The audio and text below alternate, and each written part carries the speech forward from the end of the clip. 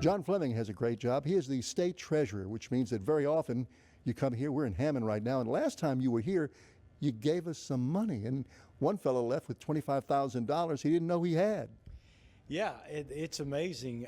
We have something called unclaimed property, which means that if something happens to an account, say a utility account or a bank account or something, or even an investment or an inheritance, it may end up in our hands if for some reason the institution that has it feels like that it's been neglected.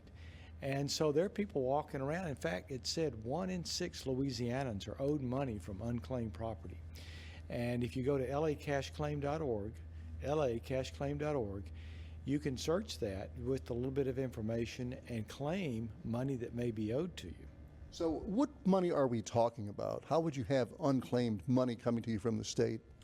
Well, one of the most common ways is, let's say you paid some taxes, but you overpaid, so you're owed a refund, and you've moved and the check never made it to you. That's a very common way that's done.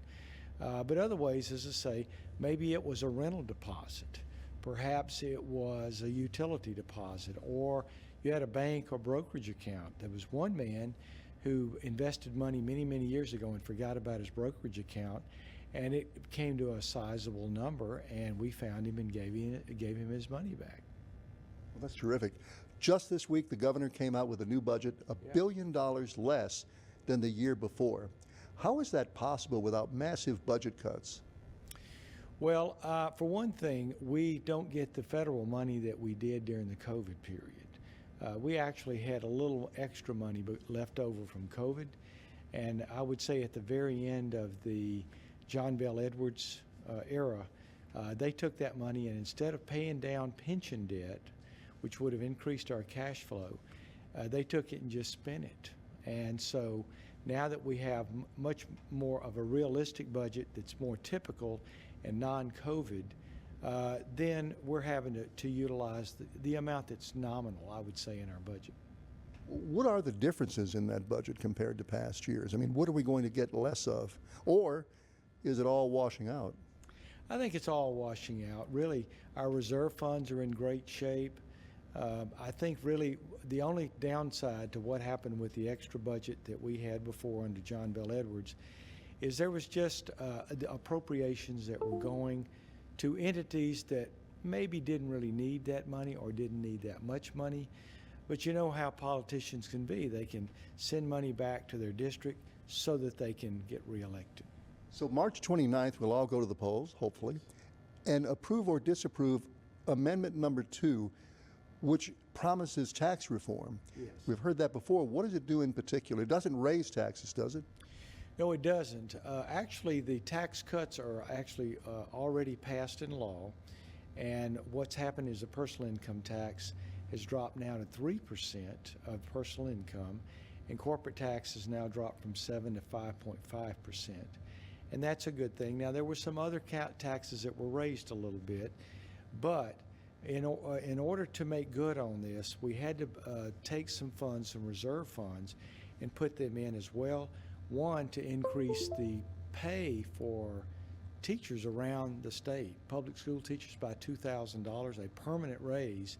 And so in order to get that pay raise and to get all the costs covered in the tax cuts, we need this amendment to the Constitution, the 4-part amendment, so that all this is fiscally possible. What happens if it doesn't pass? I mean, if the tax cuts and all the tax jiggling has already been accomplished? Well, we may have to make some adjustments during the fiscal session that's coming up in April. We may have to react to that and try to revive it as best we can.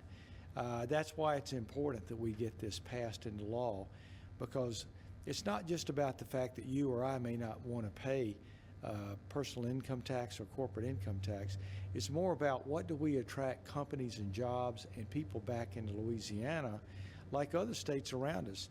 Heck, Texas, Tennessee, Florida, they've been doing great with no personal income tax, and now Arkansas, Mississippi, and some other states are getting in on the party as well. Of course, generally these states that you referred to, they have big property tax bills that we don't have.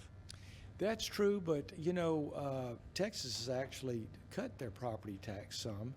One of the reasons why they have higher property tax is because their property values have gone up so much. When you have lots of people moving from California to Texas, that's going to drive up the property values and taxes. So I'm not too concerned that that's going to be a big problem going forward. So is this the final incentive that we've been hearing about all these years that we need in our tax code to make us competitive to get new industry? I think it's just the first installment. Number two, we now need to lower our insurance cost. We still have the highest in the country along with Florida, and so we've got to work on that. I'm hoping that they pass some good bills to reform our tax, not just the tax, but the insurance cost that we have. And then also we need to work on crime. We are improving our schools. We have school choice now. That was passed into law last year.